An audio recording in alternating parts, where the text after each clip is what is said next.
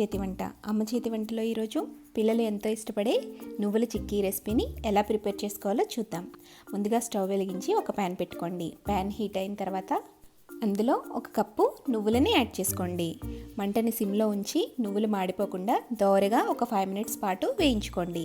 నువ్వులు కొద్దిగా colour change అయ్యి చిటపటలాడిన తర్వాత ఈ నువ్వులను తీసుకుని ఒక ప్లేట్లోకి పెట్టుకోండి. ఇప్పుడు అదే ప్యాన్లో ఒక కప్పు షుగర్ని యాడ్ చేసుకోండి. నువ్వులు ఎంతైతే తీసుకుంటున్నామో అదే క్వాంటిటీలో షుగర్ని తీసుకోవాలి.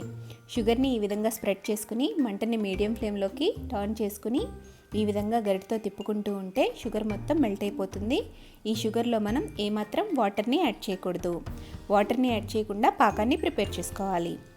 పాకం రెడీ అయ్యేలోపు ఒక ప్లేట్లో కొద్దిగా నెయ్యి కానీ ఆయిల్ని కానీ అప్లై చేసుకోండి. అలాగే ఒక చిన్న బౌల్ కానీ గ్లాస్కి కానీ బ్యాక్ సైడ్ కొద్దిగా ఆయిల్ని అప్లై చేయండి. ఇప్పుడు షుగర్ మొత్తం మెల్ట్ అయిపోయింది కదా, మంటని సిమ్లోకి టర్న్ చేసి అందులో కొద్దిగా ఇలాచీ పౌడర్ని చల్లుకోండి. ఇప్పుడు ఒకసారి మిక్స్ చేసుకుని మనం ముందుగా వేయించి పెట్టుకున్న నువ్వులను కూడా యాడ్ చేసుకుని మొత్తం కలిసేటట్టుగా బాగా మిక్స్ చేసుకోండి. ఈ విధంగా మంటని సిమ్లోనే ఉంచి ఒక 2 మినిట్స్ పాటు గరిటతో తిప్పుకుంటూ ఉండండి. 2 మినిట్స్ తర్వాత స్టవ్ ఆఫ్ చేసుకుని మనం ముందుగా నెయ్యిని అప్లై చేసుకున్న ప్లేట్లోకి ట్రాన్స్ఫర్ చేసుకోండి.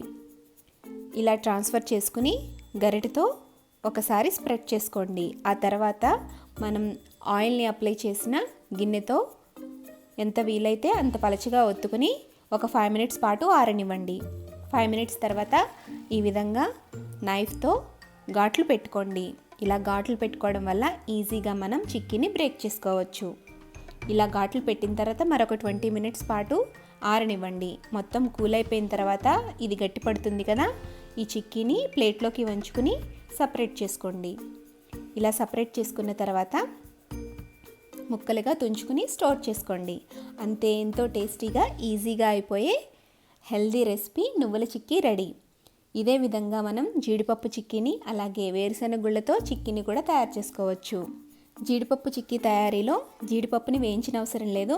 డైరెక్ట్గా పాకం తయారైన తర్వాత యాడ్ చేసుకుని చిక్కీగా ప్రిపేర్ చేసుకోవాలి. అలాగే వేరుశెనగ గుళ్ళతో చిక్కీని తయారు చేసుకునేటప్పుడు వేరుశెనగ గుళ్ళని కొద్దిగా దోరగా వేయించి పొట్టు తీసుకుని పలుకులుగా చేసుకుని ఆ పలుకుల్ని పాకంలో యాడ్ చేసుకుని చిక్కీలా ప్రిపేర్ చేసుకోవాలి. చిక్కీని తయారు చేసేటప్పుడు ఇలా చపాతీ కర్రకి కొద్దిగా నెయ్యిని కానీ ఆయిల్ని కానీ అప్లై చేసుకుని చిక్కీని స్ప్రెడ్ చేసుకోవచ్చు. ఈ వీడియో చూసినందుకు ధన్యవాదాలు. ఈ వీడియో కనుక మీకు నచ్చినట్లయితే షేర్ చేయండి. మీ సపోర్ట్ని కామెంట్స్ మరియు లైక్స్ రూపంలో మాకు తెలపండి. మరిన్ని వీడియోస్ కోసం ఈ ఛానల్ని సబ్స్క్రైబ్ చేయండి.